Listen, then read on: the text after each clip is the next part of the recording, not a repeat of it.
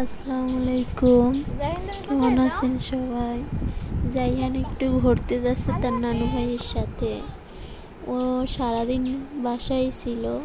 আজকে ঈদের দিন ওর মনটা একদমই খারাপ ছিল। ওর শরীরটাও বেশি ভালো নেই।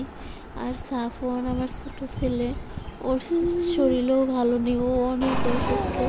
এই দুই ভাইয়ের কারণে আমাদের ঈদটাই এলোমেলো হয়ে গেছে। আজকে ঈদ নাকি সেটাই আমরা বুঝতে পারতেছি না। আমার ছোটো ছেলের ফার্স্ট ঈদ, কিন্তু ও কোনো এনজয় করতে পারেনি। ও আরও উল্টা এত অসুস্থ যা বলার বাহিরে। আমি তো ভয় পেয়েই গেছি ওর অসুস্থতা দেখে। তো এখন সারাদিন তো যাই হোক বাসায় ছিল। আমার আব্বু আবার নিয়ে যায় একটু ঘুরে নিয়ে আসতে, ভালো লাগে।